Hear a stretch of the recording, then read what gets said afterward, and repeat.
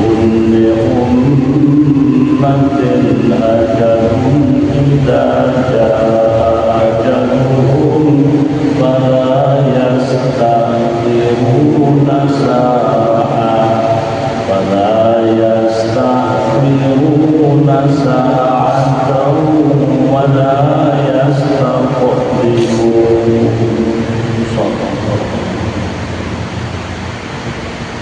Walikulli dan bagi tiap-tiap umat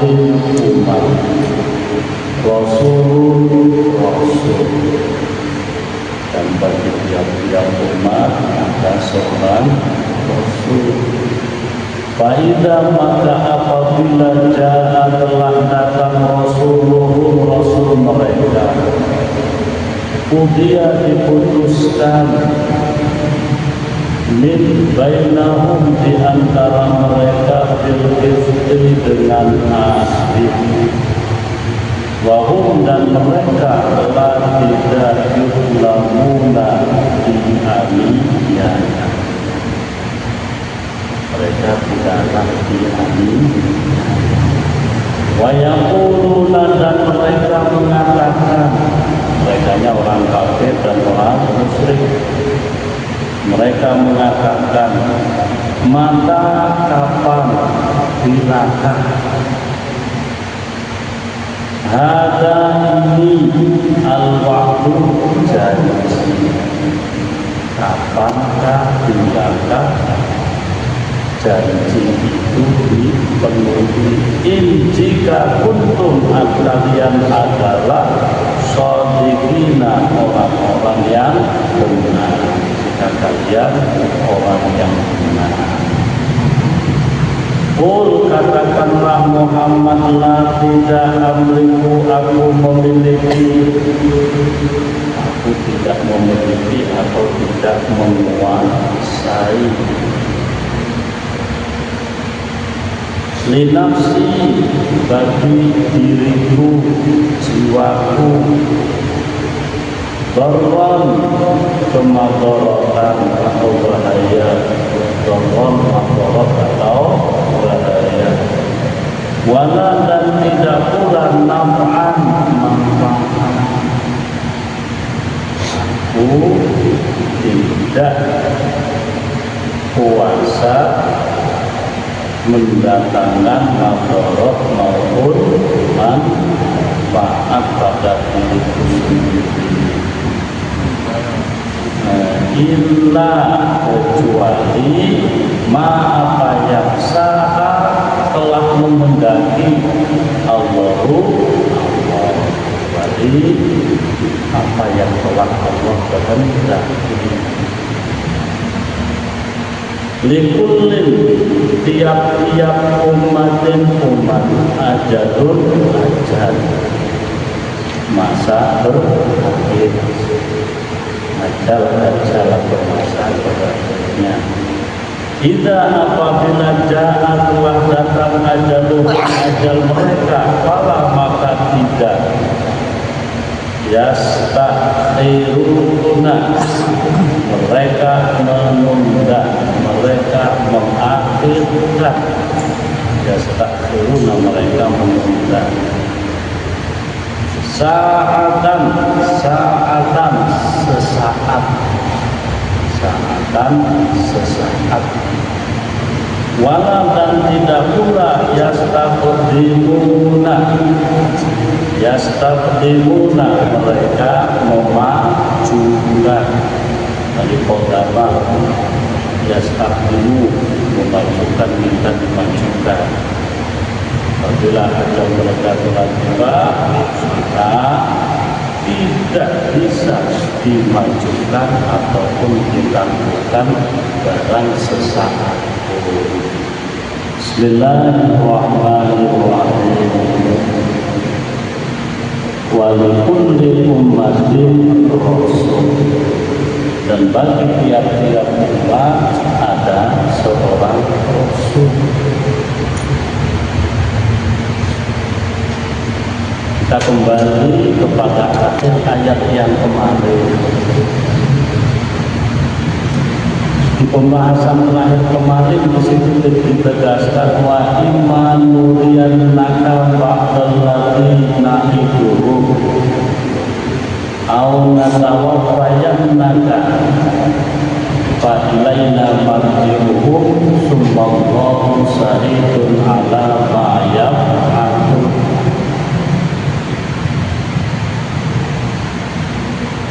Dan andai kata kami perlihatkan kepadamu Muhammad apa yang telah dijanjikan untuk mereka berupa adat, tentu engkau dapat melihatnya dan kamu merasa puas. Atau kami matikan kamu sebelum datangnya hari itu, maksudnya sebelum datangnya ada, kami matikan kamu dulu Muhammad, maka kepada Allah lah mereka itu akan dikembalikan dan Allah akan menjadi saksi atas apa yang mereka perbuat. Jadi Allah ngilino tentang adab yang telah disediakan untuk orang-orang kafir yang ketika itu terus menerus merongrong Rasulullah. Dan Nabi Muhammad ketika itu merasa sedih, merasa susah, tak kena dihukumi, diajak api dan diajak melepuh surga yang bola, pengennya saya yang akhir, yang musuh tambah teman, ancam-ancam, nuduh-nuduh, menuduh Muhammad itu telah merubah tatanan ibadah mereka. Mereka menuduh kalau Muhammad itu kepengen diuji, kepengen menjadi pemimpin dan lain sebagainya. Dan yang lebih parah lagi mereka katakan Muhammad menghinakan mereka. Padahal mereka sejatinya paham Tuhan yang mereka sembah itu tidak ada artinya, tidak bisa mendatangkan manfaat, juga tidak bisa mendatangkan mudarat. Kalau toh sesembahan mereka itu terkena bencana, mereka tidak akan bisa berbuat apa-apa. Hakikatnya mereka itu adalah makhluk. Makhluk itu hidup apa jare singgawe. Ya, makanya benar kata Allah, sesembahan selain Allah itu sangatlah lemah. Diumpamakan oleh Allah seperti sarang laba-laba. Nah, artinya amatlah lemah yang disembah dan yang menyembah. Sehingga Allah menjanjikan kepada Rasul, kalau memang engkau bersikukuh Muhammad untuk melihat adab yang akan kami timpakan kepada mereka, akan aku perlihatkan. Tapi kan tidak pantas. Di surat yang lalu, surat At-Taubah, digambarkan oleh Allah. Manakala orang-orang kafir itu meminta agar Muhammad mendatangkan adab yang telah dijanjikan kepada mereka, maka Allah menurunkan ayat wa ma kunna nu'adzibuhum wa kana rasulullahi inda. Mana mungkin kami akan menurunkan adab kepada mereka sementara Rasulullah masih ada di hadapan mereka. Dan banyak di antara mereka orang-orang yang beristighfar meskipun sembunyi-sembunyi. Saking wedine Pak, lebih kecekel. Sebab saat itu kalau seseorang masuk Islam kemudian dia tidak punya penjamin hidupnya, ditangkap, disiksa, luar biasa siksanya seperti yang dialami oleh Bilal bin Rabah, seperti yang dialami oleh Amr bin Yasar. Amr bin Yasar ibunya ditusuk ubun-ubun sampai ke selangkangannya. gara-gara masuk Islam. Sementara Bilal bin Rabah setiap hari dicambuk, bekas cambukan dilumuri darah. Setelah itu dijemur di atas batu, di mana sampai tahu sendiri Mekah panasnya luar biasa. Dan bila dicambuk terus setiap hari, disuruh untuk mengatakan, untuk kembali kepada Tuhannya yang dulu, yaitu berhala Lata, Uzza dan Manat, tapi dia tetap mengatakan Ahad, Ahad, Ahad. Allah Maha Esa, Maha Esa. Sampai Abu Bakar lewat dan merasa kasihan, lalu diberi, dibebaskan. Siksa sopo Allah luar biasa. Pak Sabdurnya masuk Islam juga aja. Barang masuk Islam jadi pembolanya wong Islam. Itulah hidayah. Hidayah itu luar biasa. Jadi Allah mengingatkan Rasul itu tak perlu sedih Muhammad. Sebab jika engkau ingin melihat ada mereka, aku bisa perlihatkan saat ini juga, dan pasti kamu akan puas melihat ada yang telah dijanjikan untuk mereka. Dan apabila engkau aku matikan terlebih dahulu sebelum azab itu ditimpakan, pasti urusan mereka itu urusan kami, urusan Allah. Mereka kembali kepada Allah, alias dibinasakan saat itu. Kemudian di dalam ayat yang tadi kita terjemahkan, Allah mengingatkan kembali kepada Rasul Muhammad, tiap-tiap umat itu ada Rasul. Mulai dari Adam, Idris, Nuh, terus sampai kepada Nabi Isa. Mereka itu diutus untuk umatnya masing-masing. Dan besok pada hari kebangkitan, mereka itu akan dikumpulkan oleh Allah bersama para nabi dan rasul. Dan saat itu malaikat akan didatangkan kepada mereka dengan membawa buku catatan amal perbuatan mereka.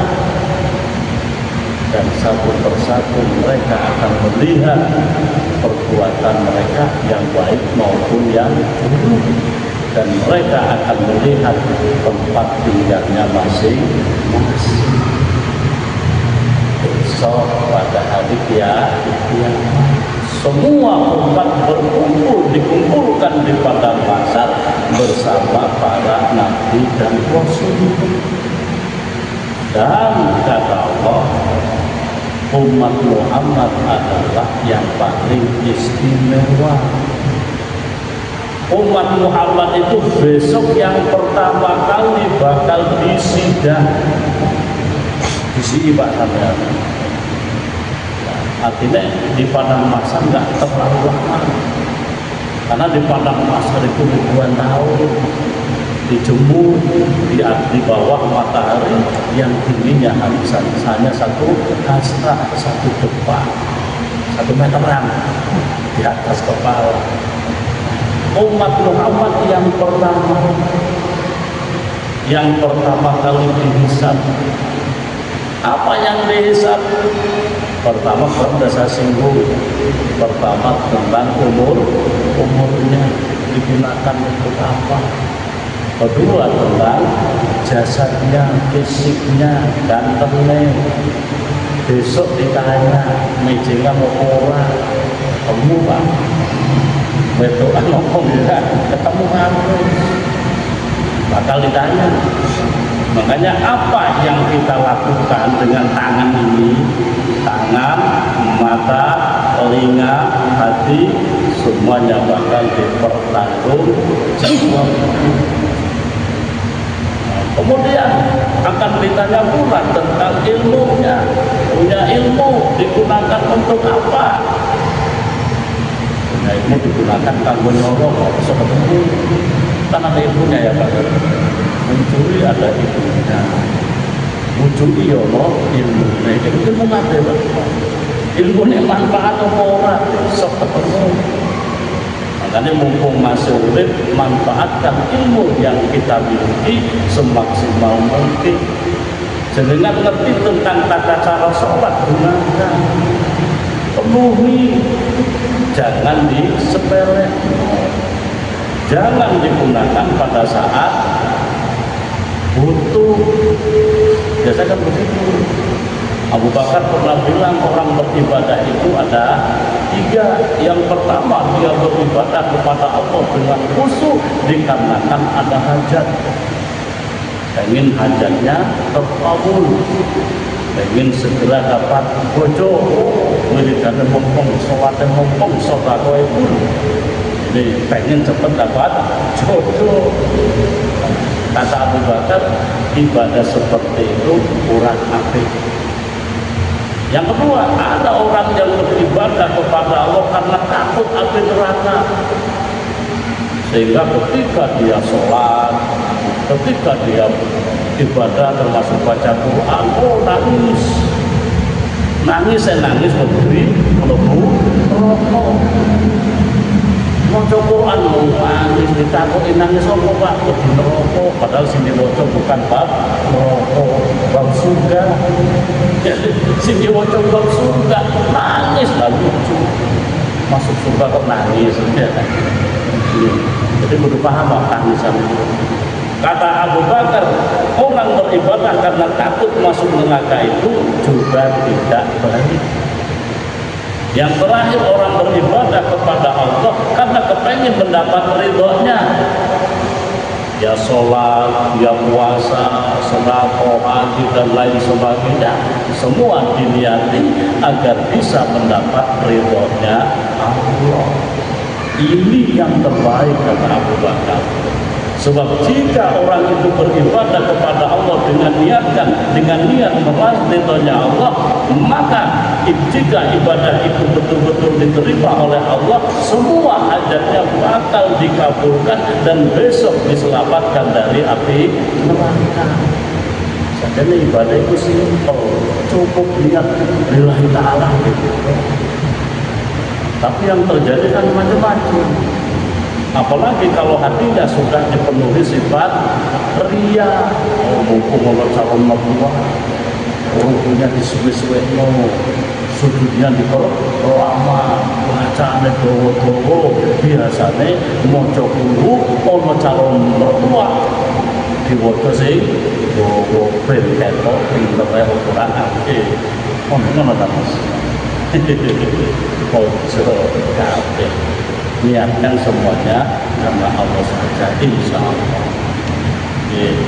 Jadi apa yang kita perbuat besok itu bakal dipersaksikan, dan umat Islam adalah umat yang pertama kali bakal dihisab. Di antara yang bakal dihisab itu pertama tentang jasadnya, tentang umurnya, tentang ilmunya, dan yang terakhir tentang apa namanya? Ayo terakhir tentang ilmu surga. Ini sing paling gila, sing paling enak adalah miskin. Dulu ketika saya menerangkan tentang sahabat Rasul yang menjadi kaya, namanya siapa dulu?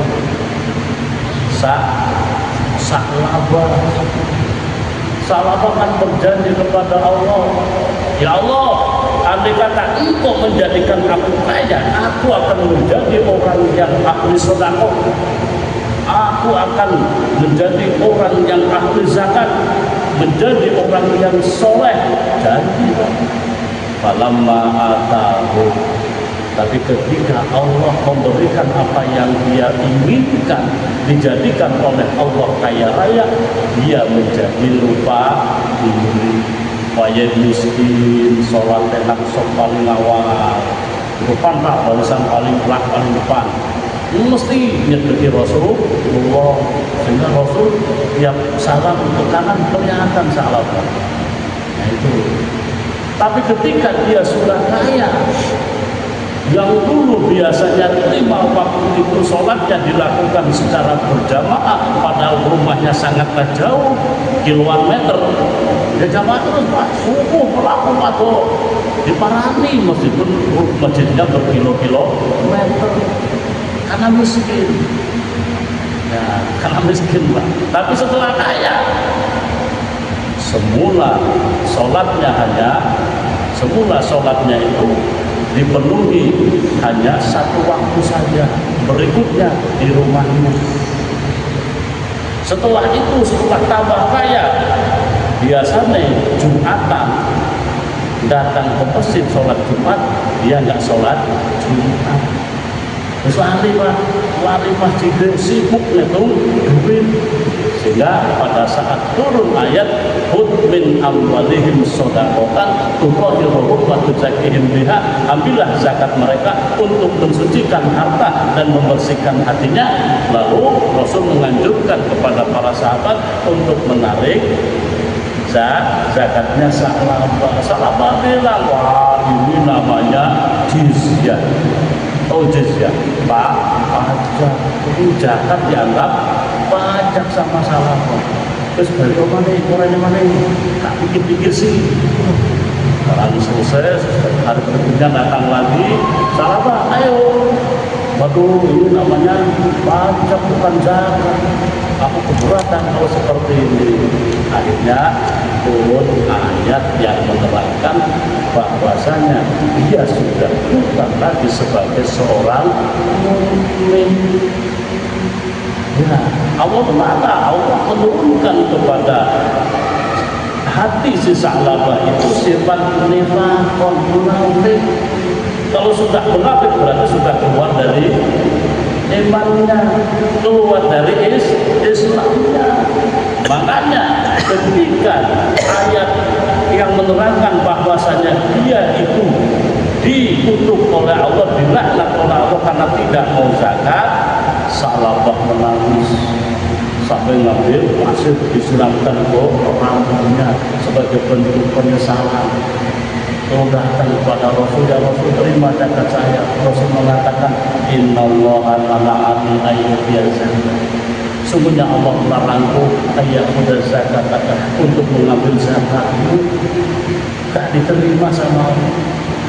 Sampai Rasul wafat, tidak ada satupun orang yang berani ngambil zakatnya saat wafat. Zamannya Abu Bakar, zamannya Umar, zaman Utsman juga tidak ada yang berani ngambil.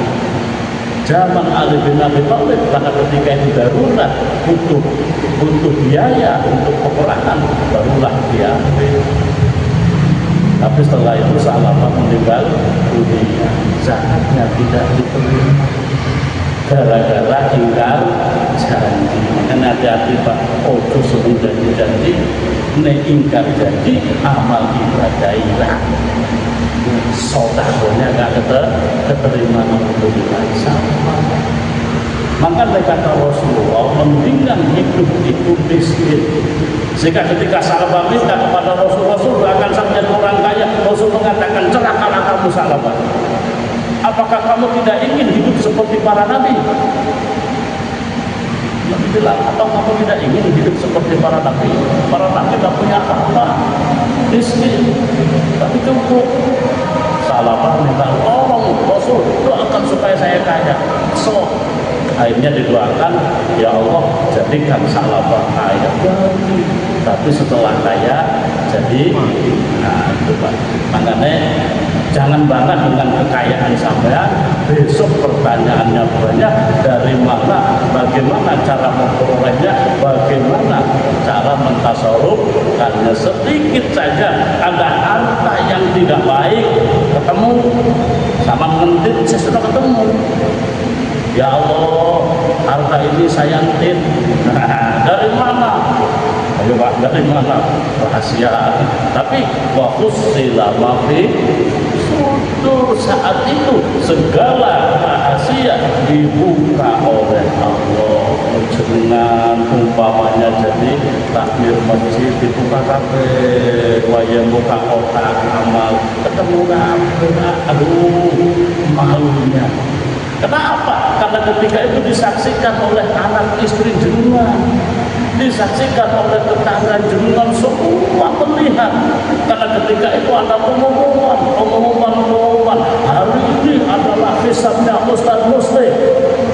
Semua keluarganya datang melihat. Ini imam besar masjid, si Pak masjid,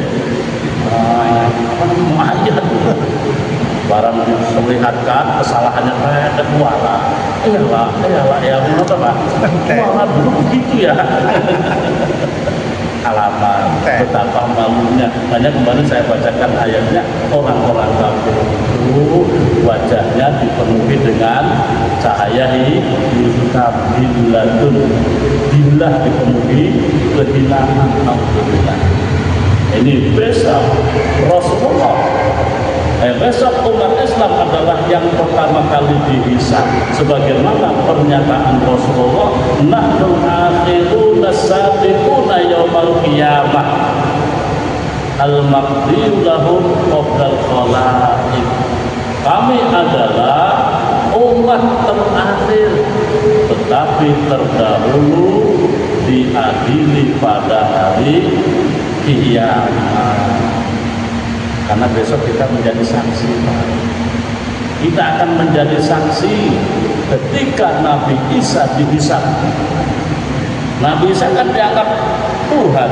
Besok kita akan mempersaksikan ketika umatnya Nabi Isa ditanya, apakah kalian menyembah Nabi Isa? Mereka menjawab iya. Lalu Isa berkata, lalu Allah bertanya kepada Isa, apakah kamu nyuruh mereka menyembah kamu? Nabi Isa mengatakan, engkau lebih tahu daripada saya ya Allah. Lalu Allah berkata kepada umat Islam, ayo, apakah kalian membenarkan apa yang dilakukan oleh Isa? Lalu dibacalah surat Ali Imran. Ali Imran semua itu tentang Nabi Isa. Siapa tak biasa baca Ali Imran, sama tiba-tiba mulut jenengan ngomong ayat Ali Imran diwoco yang menjelaskan bahwasanya Isa tidak pernah menyuruh mereka menyembahnya, akan tetapi menyuruh agar mereka menjadi robaniyuna. Jadilah kalian itu orang-orang rabbani, orang-orang yang menyembah hanya kepada Allah. Ini kita Pak yang menjadi saksi. Makanya dalam surah Al-Baqarah di awal Allah menegaskan, wa kadzalika ja'alnakum ummatan wasata litakunu syuhada'a 'alan nas. Kami jadikan Islam itu sebagai umat, sebagai agama pertengahan, agar supaya kalian menjadi saksi bagi seluruh manusia. Umatnya Nabi Adam diadili, Nabi Adam juga diadili sampean yakseni. Nah, sampai kepada Nabi Uzair dan dianggap sebagai Tuhan. Itu nanti yang dibaca surat apa Pak? Ali Imran. Nabi Uzair kan surat Ali Imran gitu. Dan ingatlah ketika seorang laki-laki lewat di sebuah kampung yang rusak, dia berkata, apakah mungkin Tuhan bisa menghidupkan mereka yang telah mati? Lalu Allah mengirimkan angin dan ia pun tertidur selama 100 tahun. Ya, surat Ali.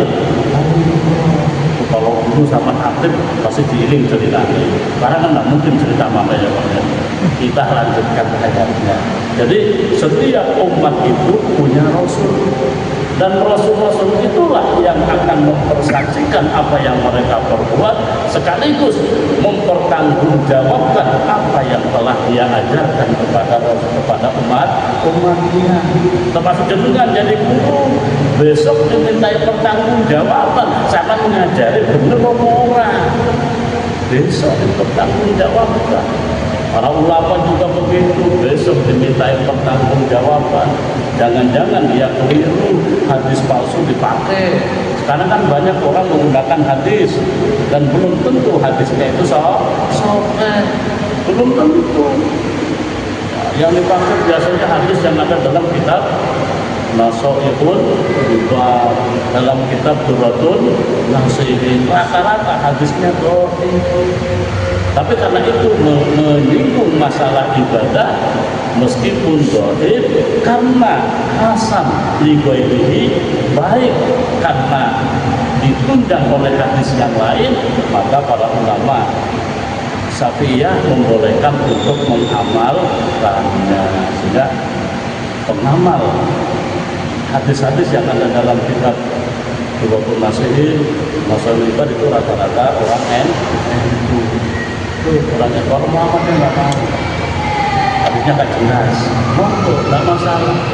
Tapi kalau mestinya kalau itu berkaitan dengan ibadah, apa salahnya, kan begitu. Kenapa?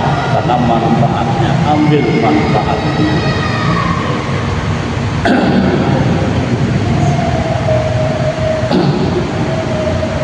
Fa'idha ja'a rasuluhum udiya bainahum bil qisti wa hum la yuzlamun.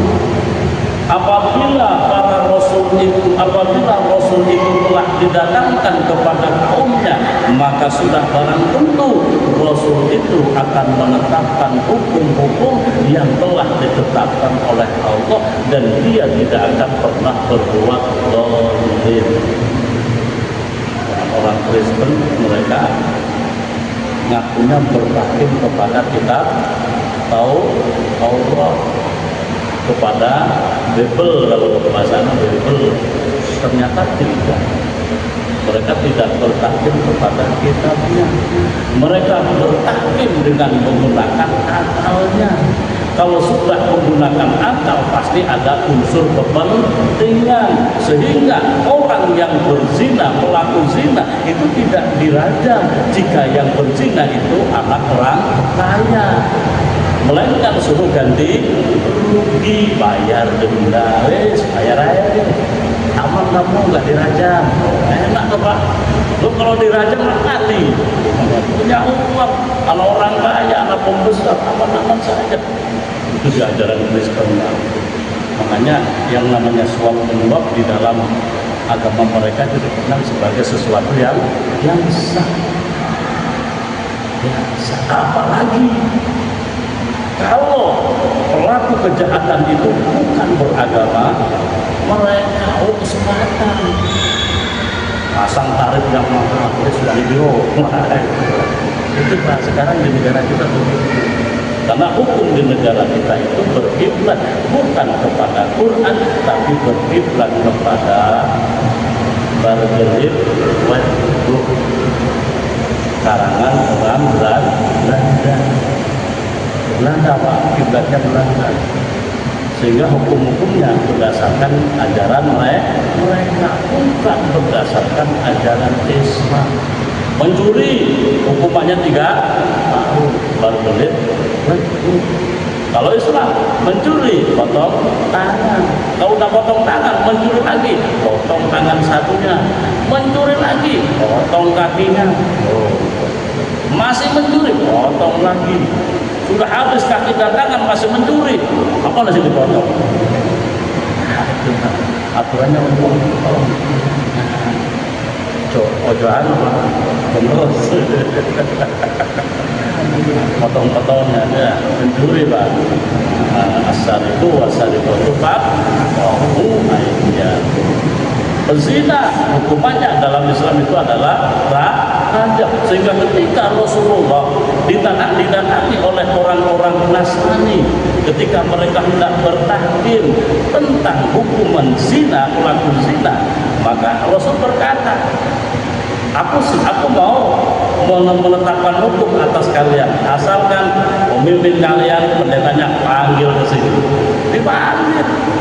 Akhirnya Rasul berkata, di dalam Al-Quran pezina hukumannya adalah rajam. Coba Anda, pendeta, buka kitab. Dibuka sama pendeta, dibaca, tapi ditutup Pak sama jempolnya. Tutup dengan ketok. Tapi ditutupi. Gak taunya ada Abdullah bin Salam. Abdullah bin Salam, pendeta yang bersangkutan bilang, ya Rasul, dia tutupi itu. Aku tahu hukumannya sama dengan hukuman Islam. Berzina dia harus dirajam sama. Kenapa? Karena sama-sama hukum dari Allah. Kok dirubah? Nah, itu akhirnya pendetanya mau. Lalu mereka berlepas diri dari bertakin kepada Rasulullah. Akhirnya turun ayat dari Allah, jika mereka bertakin kepadamu, fahkum bainahum bil adli, hukumi mereka itu dengan adil dan sesuaikan dengan kitab yang mereka anut. Terus hari adilnya di situ Pak, karena ketika itu masih ada sebagian kitab yang murni. Kalau sekarang sudah nggak ada yang murni lagi, sudah rusak. Jadi kalau Rasul itu datang kepada mereka, pasti yang diperlakukan adalah hukum-hukum Allah, di mana hukum Allah itu tidak mengenal adanya unsur zalim. Baru sudah saya bacakan hadisnya. Rasulullah mengatakan dalam hadis qudsi, Allah berfirman, sesungguhnya Allah itu sesungguhnya aku telah mengharamkan diriku berbuat zalim kepada hamba-hambaku, maka aku pun menetapkan kepada hambaku agar mereka la tadzalamu, tidak saling mendolimi. Siapa berbuat zalim, neraka balasannya. Jadi Allah sudah mengharapkan dia berbuat zalim kepada hambanya. Ketika kita melakukan kesalahan, yang salah bukan Allah, yang salah itu kita. Allah sudah menetapkan hukumannya. Kemudian ketika sampean berbuat salah, sampean terkena musibah, itu akibat dari kesalahan sampean. Tak perlu disalahkan Gusti Allah, salahkan diri sendiri. Karena yang melakukan kita sendiri. Yang terjadi biasanya miso sanung, itu ya Pak ya. Bayar suntuk kesanungan, misalnya betul, Gusti Allah dipisui. Wayah hujan juga begitu. Kadang-kadang kan ada di antara kita ketika hujan turun karena kita ada kepentingan, kemudian baju kita basah, kita salahkan hujan. Kadang-kadang bahasa Jawanya betul, misunya betul. Kadang-kadang kalau kita misui hujan, berarti kita misui Allah dan para malaikat. Hujan itu barokah. Kalau sampai kena air hujan, Allah tengah memberikan barokah kepada sampean. Insya Allah lewat rintik-rintik hujan itu sampean bakal mendapatkan karunia terbesar, bukan harta tapi hati yang bersih, sehingga rajin ibadah, rajin bersyukur dan lain sebagainya. Wa yaquluna mata hatal wa'du in kuntum shadiqin. Orang-orang kafir dan orang-orang musyrik di dalam ayat ini digambarkan oleh Allah, mereka senantiasa bertanya-tanya tentang kapan azab dari Allah itu akan ditimpakan kepada mereka. Artinya mereka itu mempakwani kepingin diazab. Zaman Rasul ada seorang sahabat yang ketahuan sama Rasul, dia seperti anak ayam yang dicabut bulunya, kelok-kelok, bengok-bengok, jerit-jerit. Biasanya ayam kalau cabut bulunya, keok gitu lah. Tidak begitu Pak. Kalau ditanya oleh Rasul, kamu ini kenapa? Ya Rasul, saya telah salah berdoa. Saya minta kepada Allah agar azab akhirat ditimpakan di dunia ini. Masya Allah. Rasul berkata, insya Allah tidak ada satupun makhluk yang sanggup menerima azab neraka. Saman kok wani-wani jaluk azab neraka ditimpakan ke sampean. Lalu turun ayat agar doanya Rabbana atina fid dunya hasanah wa fil akhirati hasanah wa qina adzabannar. Azab neraka, azab akhirat itu luar biasa beratnya. Orang-orang kafir terus menantang Rasulullah agar Rasulullah menurunkan azab kepada mereka. Tapi apa kata Allah? Qalu, katakan Muhammad kepada mereka. Qul, katakan Muhammad, la amliku li nafsi darra wa la naf'an illa ma Allah. Aku tidak punya kekuasaan untuk mendatangkan manfaat dan juga madharat kepada diriku sendiri kecuali jika Allah berkehendak. Artinya Nabi Muhammad tidak berani mendoakan untuk menurunkan azab untuk mereka, tidak berani. Karena jika dia meminta azab untuk umatnya, maka dia bukan termasuk Rasul yang ulul asli, bukan Rasul yang salah. Nabi Muhammad bolak-balik dididik oleh Allah supaya menjadi Rasul yang salah. Kalau Allah mengatakan bala kamu jangan sampai menjadi orang seperti orang yang diperhatikan terus gak sabar menghadapi umatnya salah. Lihatlah bagaimana Musa datang menyuruh Nabi Yunus dan Nuh, Nabi Yunus.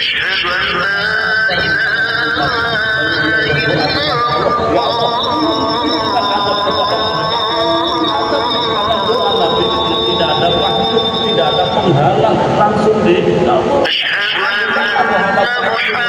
atau diturunkan kepada orang yang kamu itu sudah bagus. Semuanya masa sebagaimana digambarkan oleh Allah di dalam Al-Quran. Ro'au baksa qalu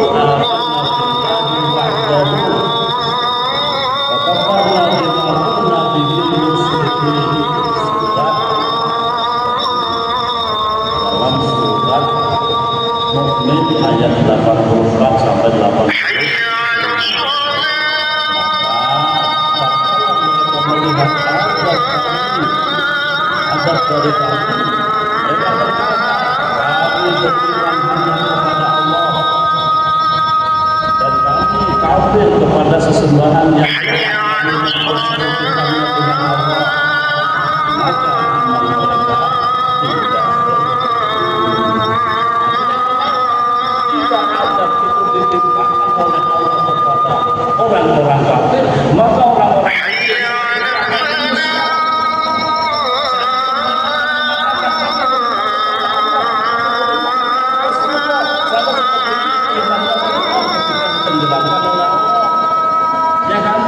ketika tenggelam dia berkata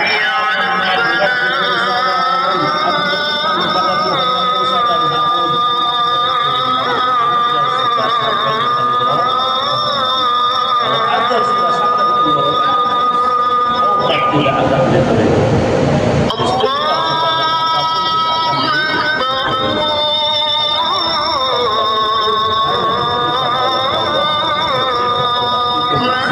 Kesempatan untuk berbuat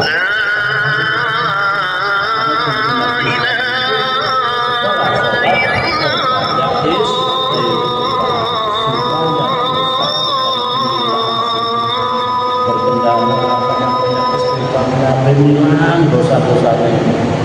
Makanya nggak salah kalau ketika nikahan mesti Allah istighfar ya Pak ya. Biasanya nikahan kan baca astagfirullahaladzim 3 kali, lalu syahadat 3 kali. Rasulullah katakan mampola syahadat ini salah sama roh wa syahadat salah sama roh kafarot dulu banget. Siapa orang yang membaca syahadat 3 kali, membaca istighfar 3 kali, dosa-dosanya dihinakan oleh Allah. Itu ada Pak. Ada orang yang punya ulama, dia bilang, nikah tak perlu baca syahadat, tak perlu baca istighfar, tak perlu jabat tangan. Oh iso aliran apa maneh. Padahal ulama kita memberikan pengajaran seperti itu supaya dosa-dosa orang yang ada di sekeliling pernikahan itu semuanya diampuni oleh Allah. Kenapa? Saya biasanya gitu Pak, mau nikahan tak boleh di sini, ada istighfar dulu. Sopo ngerti tadi harus berbuat salah kepada istri, kepada tetangga, kepada anak. Ayo bareng-bareng istighfar, bareng-bareng syahadat. Biasakan istighfar dan syahadat minimal 3 kali supaya dosanya hilang. Jadi jika adab itu ditimpakan, pastilah orang-orang kafir itu semuanya akan segera mengaku beriman, tapi percuma, imannya tidak akan bermanfaat, tidak diterima oleh Allah. Insya Allah minggu depan saya singgung lagi, kurang lebihnya saya mohon maaf karena saya tadi sempat menemukan dua ayat yang panjang berkaitan dengan adab yang ditimpakan kepada orang kafir yang mengakibatkan mereka itu menyesali perbuatannya. Saya kira cukup, kurang lebihnya sama maaf. A'udzubillahi minasyaitonir rajim. Bismillahirrahmanirrahim. Allahumma shalli wa sallim ala sayyidina wa maulana Muhammad walhamdulillahi rabbil alamin. Amin. Rabbana zalamna anfusana wa in lam taghfir lana wa tarhamna lanakunanna minal khasirin. Rabbana hab lana min azwajina wa dhurriyyatina qurrata a'yun waj'alna lil muttaqina imama. ربنا آتنا في الدنيا حسنة وفي الآخرة حسنة وقنا عذاب النار وصلى الله على سيدنا محمد وعلى آله وصحبه وسلم والحمد لله رب العالمين. السلام عليكم ورحمة الله وبركاته. Waalaikumsalam warahmatullahi wabarakatuh.